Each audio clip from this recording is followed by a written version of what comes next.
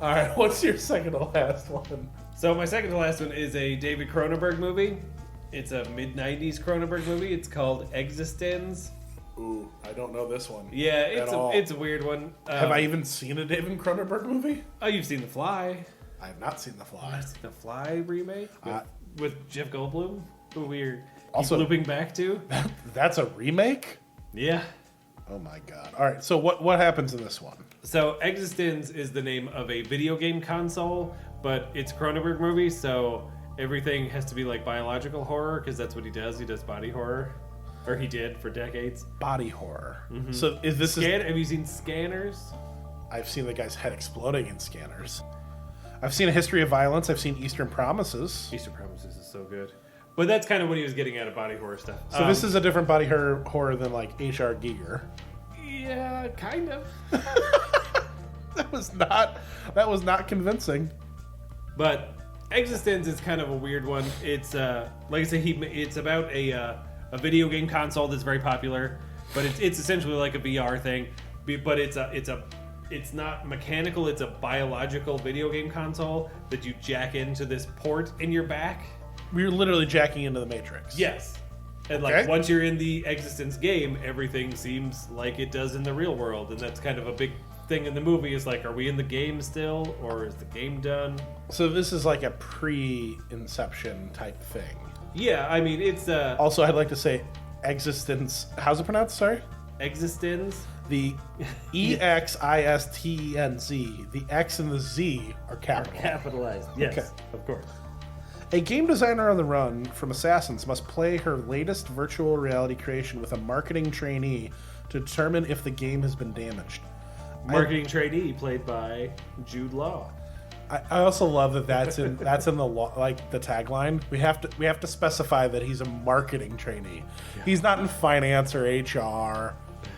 He's marketing. It's got a great cast though. Jennifer Jason Leigh is the main character. Jude Law, Bilbo Baggins. Yeah. Ian Holm, Willem Dafoe. Willem Dafoe. I think Eccleston's in that movie. God, Calum Keith Rennie. That's one of the Cylons from Battlestar. Goddamn. It's a great movie. The bad guy from Gone in 60 Seconds is in there. Don't know his name. Goddamn. But it's a bonkers movie. Like I said, it's a biological video game. The guy from Chuck. Who works at the Nerd Herd. He's there. But yeah, it's funny though because it's still like in the 90s. Like if you play a fucking PS1 game, if you play like a role-playing game, you talk to one of the characters and he interacts with you the way he's supposed to. But then if you just kind of hang out with him, he just kind of stands there and he doesn't have anything else programmed into him. So like that's a thing that happens in the Existenz game. Like they talk to like a dude at the restaurant, and he gives them the hint that he gives them, and then there's an NPC. Then he just stands there and he's kind of swaying a little bit. And Jude Law's like, "What's wrong with him?" She's like, "That's all he is. He's just like he's a nothing character. We're supposed to move on now." But it looks exactly like the real world. But they haven't figured out that NPC issue. Have you watched the thing on Netflix, Altered Carbon? I have, yeah. It would be like having a sleeve without a personality. Yeah. Just sitting there. Interesting. So, if I went into Final Fantasy VII and it was just that was the real world, except when I got the materia from someone, they just stood there for the rest of their lives. Yeah, essentially. Ooh, this is not good. But it's very cool. It's got really weird shit in it. Like I said, there's a bit where Jude Law builds a bone gun out of his meal. It's weird. They're like going to this restaurant. They're like in the game. They're like spies or something. You know. So she's like, we just have to play the game. Just fucking play it. It's weird, but it's fine. So they're like spies in the game, and he's like he's supposed to order the special. So he orders the special, and it's just this giant plate of just fucking gristle and bones, and it's disgusting looking food. But somehow Jude Law, like part of the game is he takes some of the bones out of it and he sucks the gristle off of it and he builds a fucking bone gun with it. It doesn't make any sense, but it's awesome. All right. By the way, I dare anyone to diagram that last sentence. But also, if you had to do this in a percentage, 70, 30, 60, 40, how much of this movie would you consider sci-fi, and how much would it be like a horror type movie? It's not really a horror movie at all. I mean, it's like You just discussed a bone gun. I'm a little worried. Yeah, but it's a Cronenberg movie. It's got to have 80-20? some kind of weird. No, it's not horror. It's not horror at all. I don't think. Like, would you consider History of Violence to be horror in a couple of bits of extreme violence? Like, Well, it's extreme violence, but it's not like horror just for the sake I don't of think horror. Existence has a lot of crazy extreme violence. I think it's just weird. Okay, I'm on board. Let me I ask would you say this. it's sci-fi. How many drinks should I have before starting it? 2? That's fine. I can work with that. I'm down to my last one. So go with my number one, Johnny Mnemonic. Specifically, that someone has to download information into their brain and they have to get it out before their brain explodes. Now, this technology doesn't exist now, and really shouldn't exist, because we have these things, little things called flash drives, which probably hold 1 billion times more information than Johnny Mnemonic could. Yeah. And I don't know whether I love this movie because Keanu Reeves is in it, because it's a stupid premise, or because my brother played college sports, and when they were on team travel events, they always had like the same movies on the bus, like Braveheart and other things. And like, what do you guys want to watch? And somebody from the back would always yell, "The Making of Johnny Mnemonic." So I've been searching for 20 years as if this thing exists, which I'm sure it doesn't. Oh, you don't think it's a DVD extra? I've looked at many different countries' copies and I can't find it. Oh. So if you ever do, I will pay top dollar for it. But the idea that somebody took the time to make a behind-the-scenes extra Making of Johnny Mnemonic for that movie would be great, because it was, I can't remember if it was before or after Speed or before or after Chain Reaction, the Morgan Freeman Keanu Reeves joint. Oh yeah, because that's a match made in heaven right there, right? Nuclear reactors, Russia, Keanu Reeves. It's like Moscow. Whoa. Yeah, exactly. So that's my one, because it was just, here's how we're going to store data in the future. And then it was like, or we could put it on the size of this like in-shell peanut. Like that would work too. Or any of our phones that hold 9 billion times more information. So I've always been obsessed with that movie. Also, I can't spell mnemonic. It's just a bunch of squiggly lines after Johnny. Yeah, I spelled it wrong as well. Mnemon. Was that your number one? No, Oh. I just looked it up. Okay. Because I was trying to remember who the bad guy was in that movie. It's fucking Time. Dolph Lundgren. Is it Is really? he the bad guy? He's listed in here as Street Preacher. I don't remember Johnny Mnemonic. God, if Dolph Lundgren was a bad guy, this movie's got instantly better. It is his first movie after Speed. Okay. Before Chain Reaction. Well, in 1995, Keanu Reeves did Johnny Mnemonic and A Walk in the Clouds. It's like a rom-com. Ugh. Set in like Italy, I think. Ugh. Where clouds have been known to reside. And in 1996, he did Chain Reaction and Feeling Minnesota, Gross. which is him and Holly Hunter. Cameron Diaz. Ooh. Oh, that's a crazy cast. Who else? For Feeling Minnesota, an ex-convict and his bumbling crook brother fight for the same woman. Keanu Reeves, Vincent D'Onofrio, brothers. Keanu Reeves and Vincent D'Onofrio are brothers? Yes. Cameron Diaz, Delroy Lindo, Dan Aykroyd, Courtney Love. Here's the thing. It was the mid 90s to the early 2000s, so Delroy Lindo was in every fucking movie. Sure. I'm canceling my number one vote. I'm going to go back to my favorite sci-fi movie of all time. My brother and I are obsessed with it, The Core. Where is my drilling to the center of the earth fucking technology? Delroy Lindo, Stanley Tucci, get on it. Hilary Swank was there when Bruce Greenwood got lava to the fucking head. I don't know. Aaron Eckhart was there with his chin. Yeah. And that French guy who was the bad guy in Bad Boys, he was the other guy in the centipede to the center of the earth. He was also the French lieutenant colonel in Mel Gibson's The Patriot movie. You would know him if you saw him. Yeah, probably. Anyway. Interesting. But anyway, we're not talking about that movie. We're talking about Johnny Mnemonic.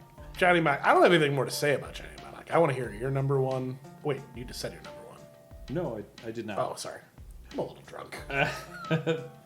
But my number one is a movie that I saw in your collection downstairs when you were looking. Really? It is, yeah. Not because I missed it. it's my favorite movie, it's because it's got this one of the most irritating depictions of bullshit technology that I've seen. It is the Tony Scott, I believe, movie, Enemy of the State. I thought you were going to go with The Saint, where Elizabeth Shue invents cold fusion. But Enemy of the State. Enemy of the State. So there's this bit in Enemy of the State, which is, if you haven't seen it, it's a movie about Will Smith gets some disc or tape or something that has like government secrets on it. It's a mini disc. Of course it is. He gets it stuck in his DivX player. Yeah. But yeah, Skater Boy Jason Lee has somehow stumbled upon this There mini are disc. so many people in that movie. It's insane. Jason Lee is like being tracked by the government. He has some state secrets. He puts it into Will Smith's bag in a lingerie store, and then everybody's trying to find Will Smith because he's got this disc. Sorry. Basic premise, right? The villain is John Voight. Voight is and the his villain. crack team of assassins and hackers includes. Well, let's go through the hackers. Jack Black, Seth Green, who were apparently fucking best friends back in the day. Yes, there's one other guy who I don't know his name, but he's basically a quintessential '90s hacker. Yeah, But even better are the hitmen of the sniper from Saving Private Ryan, whose name I can't remember, Barry Pepper. Yeah. You've got Scott Conn. Yeah. You've got Jake Busey, and you've got everybody's favorite kids. yes, are in this movie. and you've got another guy who's forgettable Gabriel Byrne's in that movie. as like a throwaway plant. Yeah, Gene Hackman's in that movie. As like a Brill? Deep Throat or whatever Yeah, the fuck. Brill, sir. Lisa Bonet. She looked good in it. Yeah, Say what you want. It's a bonkers cast. Jason Momoa's wife is very attractive in that movie. Yeah, that movie's good. Jamie Kennedy is in Jamie that movie. Kenny's the fucking other Jamie hacker. Kennedy's God the damn hacker, it. Yeah. He's witnessed the strength of Bob Saget. So anyway, they go after it. But the satellite... Are you talking about the satellite technology? No, that's the thing. So there's all kinds of crazy, ludicrous... The 3D manipulation rendering? The 3D manipulation is what drives me insane. So... That comes from footage basically taken on a fucking home Victoria's Secret. a home VHS like videotape thing on a mount. Yeah. So Will Smith is trying to buy some lingerie for his wife or girlfriend or whatever. He's in the lingerie store. All the man wants to do after going out for doing lawyering and crewing on the Potomac or the Chesapeake or who fucking knows. All he wants to do is buy a nightie for his fucking wife. Yeah. And they won't let him. Because Jason fucking Lee has that weird sumo computer.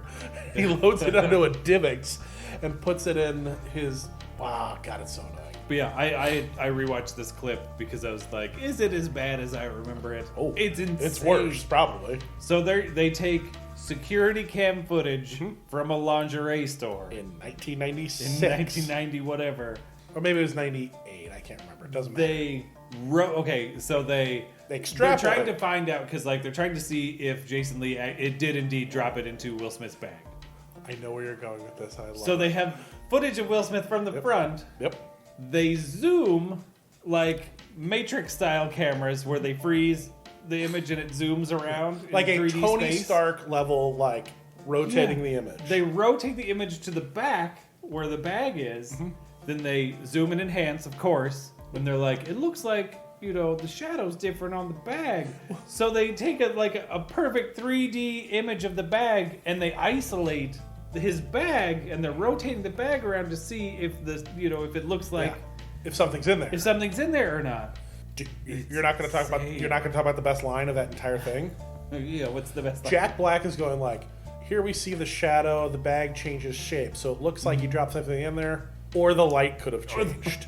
And John Voight goes, I get it. It could have been the light at the It moment. could have just shifted. Something could have happened, but I'm going to pull an Iger sanction on this guy and just fucking call a hit on Will Smith. Oh, Tom Sizemore's in that movie too as an Italian mafia boss. Sizemore's in that movie too. Oh, Jesus yeah. Christ. But I think you want to know my favorite part of this movie is? Any technology is defeated with an aluminum foil bag. Oh well, yeah. And B, Nothing can penetrate that. I like how they A, stole his blender, and that's just a hilarious joke for the rest of the movie. And B, when they wanted to bug Will Smith, they bugged him 6 times. with bugs that are the size of a wristwatch. And he had no idea where any of them were. And Brill found them all. Great Tony Scott movie. It is a great Tony Scott movie. Like, Tony Scott went off the fucking rails in his later years. Completely. And you always... filters and fast cuts, but... Yeah, exactly. You always know it's a Tony Scott movie when there's filters, fast cuts, and Denzel Washington. And Denzel Washington and quick transitions. I will say there's one movie that I'll never get tired of, and it was Tony Scott's last movie. What was his last? Spy Game. Robert That was Redford. his last movie? Brad Pitt. I believe it was his last movie. And Operation Dinner Out. That movie's fucking great. I don't care who says anything. But then again, I'm like 19 drinks deep, so it doesn't matter. I mean, if we're doing best Tony Scott movie, it's Top Gun. But you know, no, I'm gonna go Spy Game. Spy Game's better than Top Gun. you're crazy. Really? Do you really? Again, I'm gonna use it again. Do you want to litigate the realisticness of 4 grown-up men covered in Crisco in jeans playing volleyball? Why are they taped like they're gonna go 3 rounds with Muhammad Ali? What is going on? It's volleyball. Yeah, but they're the best. Like, they take it seriously. Everything is a competition. I like that they take that seriously, but the defense of our nation, it's a laughing matter. All right, well, this is the last thing I'm going to say before we get to the whatever the... do you know what our next topic is going to be? I do. Okay, but before that, who is your favorite auxiliary or tertiary fighter pilot? Are you a Wolfman in Hollywood? Do you like a Cougar? Do you like Merlin, Sundown, Viper, Jester? I mean, Slider? I kind of like Iceman. Do you like the way you choose gum? I love Val Kilmer. Yeah, he's so toothy. Look, I want to argue with you, but it's a great thing. I want to say Sundown, aka Walker Texas Rangers partner. However, if I'm honest, I want to say Merlin. I'm bringing him in closer. You're going to do what?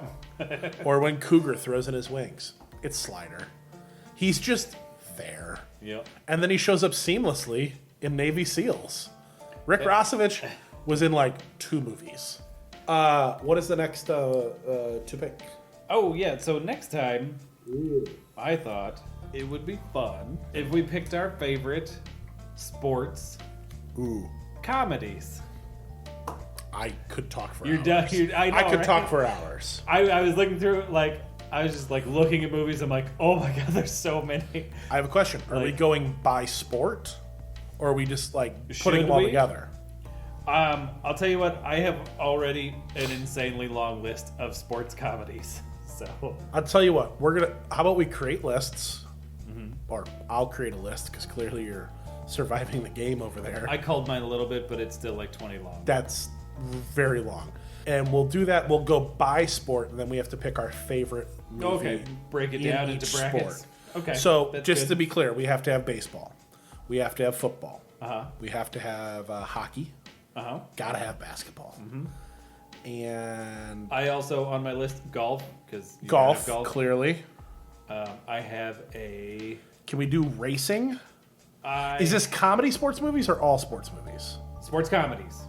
So some of them might be on the line. Let's do racing, but it can be any type of racing. Okay. Soccer? I don't know if I have any soccer. You're gonna have to work on that. There's really only one choice. And Bowling. You think it's just one, but there's a couple. Bowling, and do we do other? Yeah. I think that pretty much covers it according to the list I have. There's a lot of options. There's a lot of options. Yeah, like this was a lot longer before I was like, I need to cut some of these out. In other, you could have something like Balls of Fury, which is a ping pong movie. Basketball.